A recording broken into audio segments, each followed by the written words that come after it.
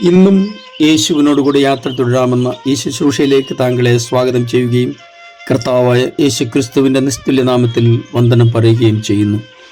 നമ്മുടെ എല്ലാ പരിശ്രമങ്ങളും നമ്മൾ ഓരോരുത്തരും വിചാരിക്കുന്ന സമയങ്ങളിൽ ഫലവത്തായിക്കൊള്ളണമെന്നില്ല, 100% വിജയിച്ചോളണമെന്നില്ല.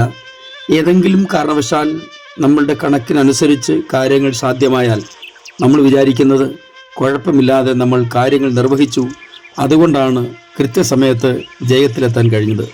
എന്നാൽ നമ്മൾ പ്രതീക്ഷിച്ച നിലയിൽ ഈ കാര്യങ്ങൾ സാധ്യമായില്ലെങ്കിൽ നമ്മൾ സ്വയം ഒരു പരിശോധനയ്ക്ക് വിധേയപ്പെടുന്നതിന് പകരം അത് ആരെയൊക്കെ പഴിചാരി ആരുടെ മേലൊക്കെ അതിൻ്റെ കുറ്റം ആരോപിക്കാൻ കഴിയുമോ, ഈ പരാജയത്തിൻ്റെ ഉത്തരവാദിത്തം ആരുടെയൊക്കെ മേൽ കൊടുക്കാൻ കഴിയുമോ, അതിനായിരിക്കും പലപ്പോഴും നമ്മൾ ശ്രമിക്കുന്നത്.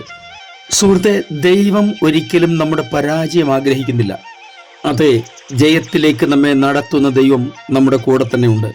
തുടർച്ചന്ത നിങ്ങൾക്ക് അനുഗ്രഹമായി തീരട്ടെ എന്ന് പ്രാർത്ഥിച്ചുകൊണ്ട് വിശുദ്ധ യോഹന്നാൻ എഴുതിയ സുവിശേഷം 21-ാം അധ്യായം 12-ാം വാക്യം വായിക്കട്ടെ.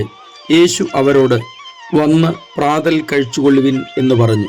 കർത്താവാകുന്നു എന്ന് അറിഞ്ഞിട്ടും ശിഷ്യന്മാരിൽ ഒരുത്തനും നീ ആർ എന്ന് അവനോട് ചോദിപ്പാൻ തുനിഞ്ഞില്ല.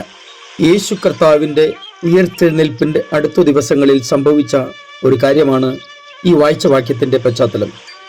ശിഷ്യന്മാർ ഏകദേശം ഒരു 7 പേരോളം ഒന്നിച്ചു ചേർന്ന് ശിമോൻ പത്രോസിൻ്റെ നേതൃത്വത്തിൽ മീൻ പിടിക്കാൻ പോയി എന്നാണ് ഈ അധ്യായത്തിൻ്റെ ആദ്യത്തെ വാക്കുകളിൽ നമ്മൾ മനസ്സിലാക്കുന്നത്. അങ്ങനെ ഇവർ 7 പേരും കൂടി ആലോചിച്ച് മീൻ പിടിക്കാൻ പോയി. അവരപ്പോൾ അഭിപ്രായ സമന്വയം ഉണ്ടാക്കിയിട്ടാണ് പോയത് എന്ന് തന്നെയാണ് നമുക്ക് മനസ്സിലാക്കാൻ പറ്റുന്നത്. എന്നാൽ ഇവരുടെ അന്ന് രാത്രിയിലെ മീൻപിടുത്തം പരാജയമായിരുന്നു, അല്ലെങ്കിൽ വലിയ പരാജയമായിരുന്നു. പ്രഭാതയാമമാകുമ്പോൾ പോലും അവർക്കൊന്നും പിടിക്കാൻ കഴിഞ്ഞില്ല എന്നാണ് തുടർന്നുള്ള വാക്യങ്ങളിൽ നമുക്ക് വായിക്കാൻ കഴിയുന്നത്. ഇവിടെ ഇപ്പോൾ മീൻപിടുത്തത്തിനായി വന്ന ഈ ശിഷ്യന്മാരുടെ ബാക്കി പേരുണ്ടല്ലോ, 4 പേർ, അവർ ഒരുപക്ഷെ കാത്തിരിക്കുന്നുണ്ടാവാം ഇവർ പോയിട്ട് എന്താണ് സംഭവിക്കുന്നത് എന്നറിയാൻ. കാരണം കർത്താവിൻ്റെ അനുവാദമില്ലാതെയാണല്ലോ ഇവർ വീണ്ടും മീൻ പിടിക്കാൻ പോയിരിക്കുന്നത്. ഇവരെ വാസ്തവത്തിൽ മീൻ പിടിക്കാനല്ലല്ലോ കർത്താവ് വിളിച്ചത്. അവരുടെ മീൻപിടുത്തം പരാജയമാണെന്ന് മനസ്സിലാക്കിയ കർത്താവ്, അവരുടെ അധ്വാനം വിഫലമായി എന്ന് തിരിച്ചറിഞ്ഞ കർത്താവ് പുലർച്ചെ കടൽക്കരയിൽ നിന്ന് അവരോട് സംസാരിക്കുകയാണ്. ഇവിടെ ഒരു കാര്യം നമ്മൾ പ്രത്യേകം ശ്രദ്ധിക്കേണ്ടത്, വലിയ തിരമാലയുടെയും കാറ്റിൻ്റെയും ശബ്ദമുണ്ട് ഇവരായിരിക്കുന്ന ഈ പടകിൽ, അല്ലെങ്കിൽ ഇവരായിരിക്കുന്ന കടലിൽ. കരയിൽ നിന്ന് സാമാന്യം ആരുടെ ശബ്ദവും ഇവരുടെ കാതുകളിൽ എത്തുവാനുള്ള യാതൊരു സാധ്യതയുമില്ല. കാറ്റ് തിരിഞ്ഞാണല്ലോ വീശുന്നത്. എന്നാൽ ഇവിടെ നാം മനസ്സിലാക്കേണ്ടത്, എത്ര പ്രതികൂല അവസ്ഥയിലൂടെ കടന്നു പോകുന്ന സാഹചര്യങ്ങളിലും, ഏതെല്ലാം നിലകളിൽ നമുക്ക് ആശയവിനിമയത്തിന് പോലും സാധ്യതയില്ലെന്ന് വിചാരിക്കുന്ന സാഹചര്യങ്ങളിലും നിങ്ങൾക്ക് വേണ്ടി സംസാരിപ്പാൻ ദൈവത്തിൻ്റെ സാന്നിധ്യം അവിടെ വെളിപ്പെടും. നിങ്ങൾക്ക് ഏതെല്ലാം നിലകളിൽ സാന്ത്വനം അയക്കണമോ ആ എല്ലാ നിലകളിലും സാന്ത്വനം നൽകത്തക്ക നിലകളിൽ കർത്താവ് തന്നെ അവിടെ ഉണ്ടാവും. ഇവിടെയും അതാണ് സംഭവിച്ചത്.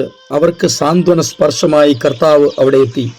പിന്നെ അവിടെ നടന്ന നാടകീയ സംഭവങ്ങൾ മുഴുവനും ഈ ചുരുങ്ങിയ മിനിറ്റുകളിൽ വിവരിക്കാൻ പ്രയാസമാണ്. അതുകൊണ്ട് വായിച്ച വാക്യം ഒരിക്കൽ കൂടി ഞാനൊന്ന് വായിച്ചിട്ട് നിർത്തട്ടെ. യേശു അവരോട്, വന്ന് പ്രാതൽ കഴിച്ചുകൊള്ളുവിൻ എന്ന് പറഞ്ഞു. നിങ്ങളുടെ പരാജയം കണ്ട് സന്തോഷിക്കാൻ ഒരുപക്ഷെ അനേകരുണ്ടാവാം.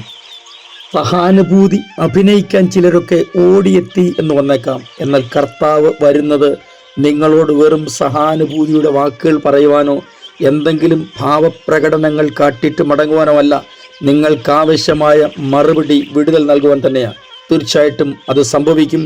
നിങ്ങൾക്ക് ദൈവത്തിൻ്റെ കരം നീട്ടപ്പെടും. ഞാൻ നിങ്ങൾക്ക് വേണ്ടി പ്രാർത്ഥിക്കുന്നു. സ്വർഗീയ പിതാവേ, എൻ്റെ എല്ലാ പ്രിയപ്പെട്ടവരെയും അങ്ങയുടെ കരങ്ങളിലേക്ക് ഏൽപ്പിച്ച് അനുഗ്രഹിച്ച് പ്രാർത്ഥിക്കുന്നു. ജീവിതത്തിലെ കഷ്ടമേറിയ അനുഭവങ്ങളിൽ അങ്ങ് ഞങ്ങളെ തേടിയെത്തി വന്ന് ഞങ്ങളെ സഹായിക്കുമെന്നുള്ള ഉറപ്പോടെ മുന്നേറാൻ അടിയങ്ങളെ അവിടുത്തെ കരങ്ങളിലേക്ക് ഏൽപ്പിക്കുന്നു.